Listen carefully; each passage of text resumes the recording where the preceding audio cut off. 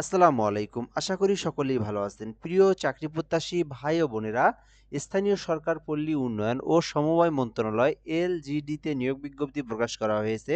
তো এইটাতে কিন্তু আবেদন চলমান আছে। তো যারা এখনো আবেদন করেন নাই আবেদন করতে পারেন। ২০২৫ সালের ডিসেম্বর মাসের নিয়োগ সার্কুলারের মধ্যে এলজিডি নিয়োগ সার্কুলারটা কিন্তু অনেক বড় একটা সার্কুলার। প্রায় ৮০০ প্লাস কিন্তু নিয়োগ বিজ্ঞপ্তি প্রকাশ করা হয়েছে। পদের ফাঁকা আছে এখানে। তো এখানে আরো একটা ২টা সার্কুলার প্রকাশ করা হয়েছে। ২টা নিয়ে প্রায় কিন্তু ৯০০ প্লাস পদসংখ্যা আছে। সার্কুলারটা আপনারা দেখতে পারতেছেন এখানে অনেকগুলো পদসংখ্যা আছে। সো এজন্য আপনারা আবেদন করার চেষ্টা করবেন। সার্কুলারটা সম্পূর্ণ দেখবেন আপনারা, তাহলে আপনি এই সার্কুলারের সকল কিছু আপনি জানতে পারবেন। তো ভিডিওর মাধ্যমে আমরা আজকে পদের নাম, পদের সংখ্যা, বেতন স্কেল, শিক্ষাগত যোগ্যতা, আবেদনের পদ্ধতি, পেমেন্ট পদ্ধতি সবকিছু সুন্দর করে দেখিয়ে দেওয়ার চেষ্টা করব। এজন্য অবশ্যই ভিডিওটা শেষ পর্যন্ত দেখবেন। আর আমার এই চ্যানেলটাতে আপনি নতুন হয়ে থাকলে অবশ্যই সাবস্ক্রাইব করে আমাদের সঙ্গে যুক্ত থাকবেন। সকল সার্কুলার আমার এই চ্যানেলের মধ্যে পেয়ে যাবেন ইনশাআল্লাহ।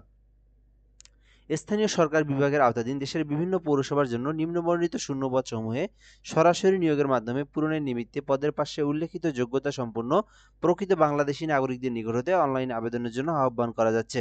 তো এটা কিন্তু বাংলাদেশের ৬৪ জেলার যে সকল পৌরসভাতে শূন্যপদ আছে সেই শূন্যপদ পূরণের লক্ষ্যে এই সার্কুলারটা দিয়ে নিয়োগ দেওয়া হয়েছে। আর এটাতে কিন্তু বাংলাদেশের সকল জেলার প্রার্থীরা আবেদন করতে পারবে, নারী পুরুষ সকলেই আবেদন করতে পারবে এবং অনলাইনের মাধ্যমে কিন্তু আবেদনটা করতে হবে। আর অনেকেই যদি বলে থাকেন যে এটা কি চাকরি হওয়ার পরে নিজের জেলাতে সিলেকশন করে দিবে কিনা, তো বেসিক্যালি আপনাকে নিজের জেলাতে দিবে না আশেপাশের জেলাতে দিবে এটা কখনোই বলা পসিবল না। তো এইটা আপনাকে চাইলে আপনার নিজের জেলাতে যদি শূন্য পদ থেকে থাকে সেক্ষেত্রে দিতেও পারে। তো সরকারি চাকরির ক্ষেত্রে প্রথম অবস্থায় আপনাকে আপনার জেলাতে দেয় না। তো প্রথম অবস্থায় আপনার জেলার আশেপাশের কোনো একটা জেলাতে দিতে পারে নিজের বিভাগের মধ্যে। তারা চাইলে অন্য বিভাগের মধ্যেও যে কোনো একটা জেলাতে আপনাকে সিলেকশন করে দিতে পারে। তো ১ নম্বর আছে পৌর নির্বাহী কর্মকর্তা ক শ্রেণী নবম গ্রেডের। এইটাতে ২৬টি পদ আছে। তো ১৮ থেকে ৩৫ বছর পর্যন্ত আবেদনের সময়সীমা আছে। এই সার্কুলার আবেদনের জন্য স্বীকৃতি বিশ্ববিদ্যালয় হইতে ২য় শ্রেণীর স্নাতকোত্তর ডিগ্রি সহ প্রশাসনিক কাজে ৫ বছরের অভিজ্ঞতার প্রয়োজন আছে। অর্থাৎ মাস্টার্স পাস এবং ৫ বছরের অভিজ্ঞতা থাকলে পৌর নির্বাহী কর্মকর্তা পদে আবেদন করতে পারবেন। হিসাব রক্ষণ কর্মকর্তা পদে আবেদন করতে পারেন নবম গ্রেডের। ৩১টি পদ আছে এই পদে। তো এক্ষেত্রে আবেদনের জন্য অবশ্যই আপনাদেরকে বাণিজ্য শাখা থেকে ২য় শ্রেণীর সমমানের সিজিপিএতে স্নাতক ডিগ্রি থাকতে হবে। অর্থাৎ মাস্টার্স পাস নিয়ে আপনাকে বিজনেস স্টাডিজ নিয়ে আপনার মাস্টার্স থাকতে হবে। তাহলে কিন্তু আপনি হিসাব রক্ষণ কর্মকর্তা পদে আবেদন করতে পারবেন। ৩ নম্বর আছে সহকারী প্রকৌশল সিভিল, ৮৪টি পদ আছে। এক্ষেত্রে আবেদনের জন্য পুরো প্রকৌশলীতে স্নাতক ডিগ্রি অথবা AMIEAO পুরো সেকশন পাস হতে হবে। অর্থাৎ আপনি যদি আবেদন করতে চান সেক্ষেত্রে অনার্স ডিগ্রি, পুরকৌশলে অনার্স ডিগ্রি থাকতে হবে অথবা আপনাদেরকে AIMIAO তে আপনাদের কি থাকতে হবে সেকশন পাস থাকলে আপনারা কিন্তু আবেদন করতে পারবেন।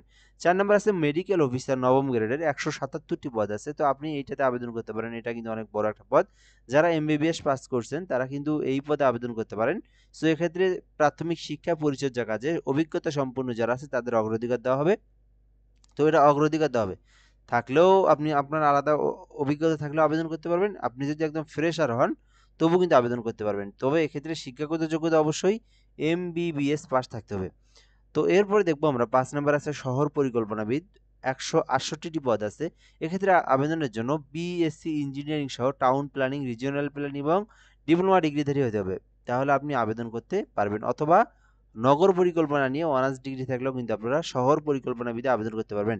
সমাজ উন্নয়ন কর্মকর্তা ৫৭টি পদ আছে। এক্ষেত্রে আবেদনের জন্য অবশ্যই মাস্টার্স পাস থাকতে হবে। তাহলে কিন্তু আচ্ছা, সমাজ উন্নয়ন কর্মকর্তা নবম শ্রেণীর এইটাতে ৫৭টি পদ আছে। এক্ষেত্রে আপনাদের অনার্স পাস এবং পাশাপাশি বলা আছে এখানে বিজ্ঞান নিয়ে স্নাতক, অর্থাৎ বিজ্ঞান নিয়ে আপনাদেরকে মাস্টার্স থাকতে হবে, তাহলে কিন্তু আবেদন করতে পারবেন। ৭ নম্বর আছে উপসহকারী প্রকৌশলী, ৭৭টি পদ আছে। এক্ষেত্রে আবেদনের জন্য প্রকৌশলীতে ডিপ্লোমা থাকলে আবেদন করতে পারবেন। ৮ নম্বর আছে উপসহকারী প্রকৌশলী বিদ্যুৎ, যারা ইলেকট্রিক নিয়ে যারা ডিপ্লোমা করছেন ১২২টি, উপসহকারী প্রকৌশল বিদ্যুতে ১২২টি পদ আছে। বিদ্যুৎ প্রকৌশল নিয়ে যারা ডিপ্লোমা করছেন তারা কিন্তু আবেদন করতে পারবেন। অথবা স্বীকৃতি প্রতিষ্ঠান হইতে সমমানের শিক্ষাগত যোগ্যতা থাকলেও কিন্তু আপনি আবেদন করতে পারবেন। তারপরে নবম যে নাম্বার আছে, নবম নম্বর আছে উপসহকারী প্রকৌশলী যান্ত্রিক, ১০ম গ্রেডের, ৮১টি পদ আছে। এক্ষেত্রে আবেদনের জন্য আপনাদেরকে যান্ত্রিক প্রকৌশল নিয়ে ডিপ্লোমা থাকতে হবে। যান্ত্রিক প্রকৌশল নিয়ে ডিপ্লোমা থাকতে হবে অথবা সমমানের শিক্ষাগত যোগ্যতা থাকলেও আপনি আবেদন করতে পারবেন। পৌর নির্বাহী কর্মকর্তা খ শ্রেণী 10ম গ্রেডের 20টি পদ আছে। এক্ষেত্রে আবেদনের জন্য মাস্টার্স পাস থাকতে হবে, তাহলে কিন্তু আপনারা আবেদন করতে পারবেন। প্রশাসনিক কর্মকর্তা, এইটাতে আপনারা কোনো এখানে আপনাদের শুধুমাত্র শিক্ষাগত যোগ্যতা হলে আবেদন করতে পারবেন। তো এটাতে কিন্তু কোনো অভিজ্ঞতার প্রয়োজন নাই। যারা শুধুমাত্র এডুকেশনাল কোয়ালিফিকেশন আছে, কোনো কাজের অভিজ্ঞতা নাই, তারা কিন্তু প্রশাসনিক কর্মকর্তা পদে আবেদন করতে পারেন। 45টি পদ আছে। এক্ষেত্রে আবেদনের জন্য স্বীকৃতি বিশ্ববিদ্যালয় হইতে 2য় শ্রেণীর স্নাতক ডিগ্রি অর্থাৎ শুধুমাত্র অনার্স পাস করা থাকলে আপনারা প্রশাসনিক কর্মকর্তা পদে আবেদন করতে পারবেন, অথবা ডিগ্রি থাকলেও কিন্তু আপনারা আবেদন করতে পারবেন। 12 নম্বর আছে প্রশাসনিক কর্মকর্তা খ শ্রেণী, এটাতে 9টি পদ আছে। এক্ষেত্রে আবেদনের জন্য অনার্স অথবা ডিগ্রি পাস করা থাকলে কিন্তু আপনারা আবেদন করতে পারবেন। সো এখানে আমরা পদের নাম, পদের সংখ্যা, বেতন স্কেল, শিক্ষাগত যোগ্যতা দেখলাম। তো যে শিক্ষাগত যোগ্যতা আছে সে ব্যক্তি সেই শিক্ষাগত অনুযায়ী সেই পদে আবেদন করবেন, অর্থাৎ আপনার শিক্ষাগত যোগ্যতা অনুযায়ী দেখে সেই পদে আপনি অ্যাপ্লিকেশন করবেন। তো যাই হোক, এগুলো আমরা দেখলাম। এরপরে যদি আমরা এখান থেকে দেখি মূল বিষয়গুলো, তো আবেদনের জন্য lgdtelejob.com ভিডিও ওয়েবসাইট থেকে আবেদন করতে হবে। যদি আপনারা নিজেরা আবেদন করেন সেক্ষেত্রে আপনারা ক্রোম ব্রাউজার অথবা গুগলে যাবেন, যাওয়ার পরে lgdtelejob.com ভিডিও ওয়েবসাইট থেকে আবেদন করতে পারবেন আপনারা। তো এই আবেদনটা কিন্তু 20/11/2025 অর্থাৎ 20শে নভেম্বর শুরু হয়েছে, যেটা কিন্তু 15ই ডিসেম্বর পর্যন্ত চলমান থাকবে। তো আরও কিন্তু বেশ কিছুদিন সময় আছে, 15ই ডিসেম্বর পর্যন্ত। এর মধ্যে কিন্তু আপনাকে এই সার্কুলারে অ্যাপ্লিকেশন করতে হবে। তো এখানে আমরা দেখব কত টাকা ফি প্রদান করতে হবে। তো 1 থেকে 10 নং কর্মী পদে যদি আপনি আবেদন করে থাকেন, অর্থাৎ 1 থেকে 10 নং কর্মী পদে, এখানে যে কোনো একটা পদে আবেদন করলে আবেদনের জন্য আপনাদেরকে 223 টাকা ফি গুনতে হবে আপনাকে, ঠিক আছে? টেলিটক সিমে আপনারা পেমেন্ট করবেন, অর্থাৎ যারা নিজেরা আবেদন করে নিজেরাই ফি জমা দিবেন। 1 থেকে 10 নং কর্মী পদের মধ্যে কোনো পদে আবেদন করলে আপনারা 230 টাকা রিচার্জ দিবেন। এখানে 223 টাকা রিচার্জ বলা আছে, 2টা এসএমএস সহ 230 টাকাই খরচ পড়বে। তো আপনারা 230 টাকা রিচার্জ করবেন। এরপরে 11 নং কর্মী পদে যদি আপনি আবেদন করে থাকেন সেক্ষেত্রে 168 টাকা। তো আপনারা 175 টাকা এখানে রিচার্জ করে পেমেন্ট করবেন। এরপরে 12 নং কর্মী পদে যদি কেউ আবেদন করে থাকেন সেক্ষেত্রে 112 টাকা ফি প্রদান করে কিন্তু আপনারা অ্যাপ্লিকেশনটা করতে পারবেন। এখানে আপনারা 120 টাকা রিচার্জ দিতে পারেন।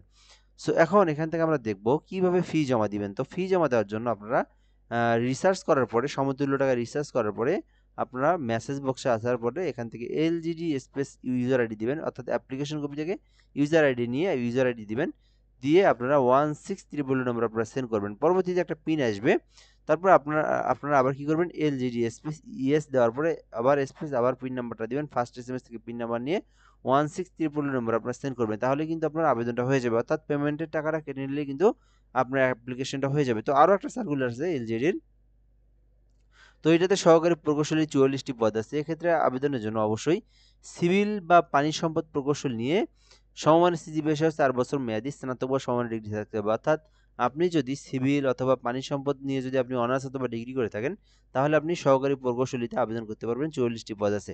উপসহকারী প্রকৌশলী, এটাতে 49টি পদ আছে। এক্ষেত্রে আবেদনের জন্য সিভিল ইঞ্জিনিয়ারিং অথবা আপনার সিভিল উড নিয়ে অথবা কনস্ট্রাকশন নিয়ে অথবা এনভায়রনমেন্ট নিয়ে যে কোনো একটা বিষয় থেকে যদি আপনি ডিপ্লোমা থাকে, অর্থাৎ এখান থেকে অনেকগুলো ডিপার্টমেন্টের কথা বলা হয়েছে, যেমন সিভিল ডিপার্টমেন্ট অথবা সিভিল উড ডিপার্টমেন্ট অথবা কনস্ট্রাকশন অথবা এনভায়রনমেন্ট, যে কোনো একটা থেকে যদি আপনি ডিপ্লোমা করে থাকেন সেক্ষেত্রে আপনি উপসহকারী প্রকৌশলী পদে আবেদন করতে পারবেন।